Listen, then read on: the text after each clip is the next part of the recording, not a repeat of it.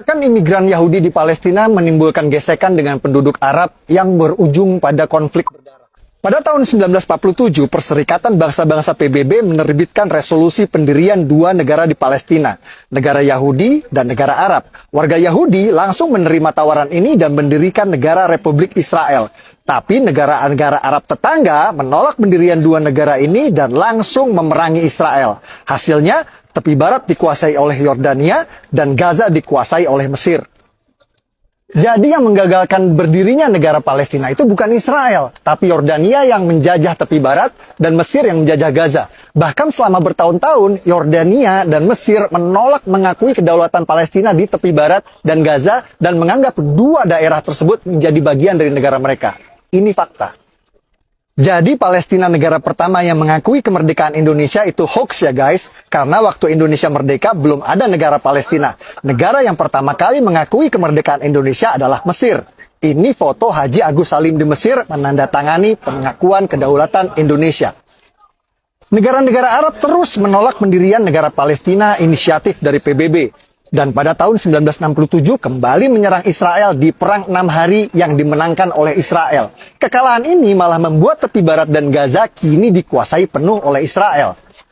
Bahkan saat Yasser Arafat, pemimpin gerakan pembebasan Palestina PLO, sepakat perjanjian damai Oslo yang akan mendirikan negara Palestina berdampingan dengan Israel ditolak oleh partai oposisi Hamas yang membuat pendirian negara Palestina kembali gagal. Dulu PBB menawarkan pendirian negara Palestina ditolak, malah dibalas dengan perang.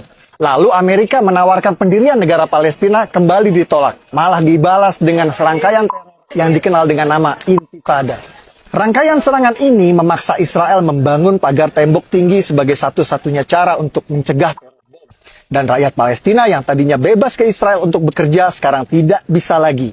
Jadi yang paling menderita dari teror Intifada ini adalah rakyat Palestina sendiri. Sepertinya perdamaian memang sulit tercapai di sini karena setiap ada upaya menuju perdamaian selalu ada pihak-pihak yang berusaha untuk menggagalkannya. Tahun 2007 saat Presiden Palestina Mahmud Abbas sepakat dengan solusi dua negara, oposisi Hamas malah sengaja menembakkan roket-roket ke Israel sebagai tanda mereka menolak solusi damai tersebut. Yang banyak orang Indonesia tidak tahu, oposisi Hamas di sini itu seperti OPM di Indonesia. Mereka tidak mau mengakui pemerintahan sah Palestina dan ingin mendirikan negara sendiri di Gaza. Serangan-serangan roket Hamas ke Israel menyebabkan Gaza diblokade dan rakyat Gaza menderita. Simak apa kata warga Gaza soal Hamas.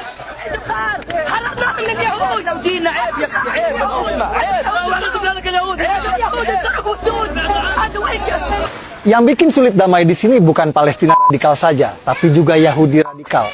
Salah satu masalah besar yang ditimbulkan oleh Yahudi radikal adalah illegal settler atau pemukim ilegal di tepi barat West Bank yang merupakan wilayah Palestina. Illegal settler atau pemukim ilegal dari Israel sengaja melanggar perbatasan dan membuat pemukiman ilegal di tepi barat yang merupakan wilayah Palestina. PBB pun mengecam keras tindakan pelanggaran perbatasan ini dan menyebutnya sebagai tindakan ilegal yang merusak perdamaian. Fakta-fakta yang saya sajikan di video ini adalah hasil investigasi langsung di TKP. Banyak narasumber yang tidak mau tampil dalam video karena alasan keamanan. Saya berharap video ini bisa memberikan penjelasan, membantu menjelaskan bahwa apa yang terjadi di sini bukan seperti yang kita dengar selama ini. Yang katanya Yahudi menindas umat Islam Palestina lah. Gimana bisa menindas umat Islam sedangkan di militer Israel IDF aja ada 4.000 tentara Arab Muslim. Ini tentara Israel namanya Muhammad, difoto sehabis ngaji Al-Quran. Ini juga tentara Israel namanya Yahya Muhammad. Dia seorang Muslim dan bangga menjadi tentara Israel.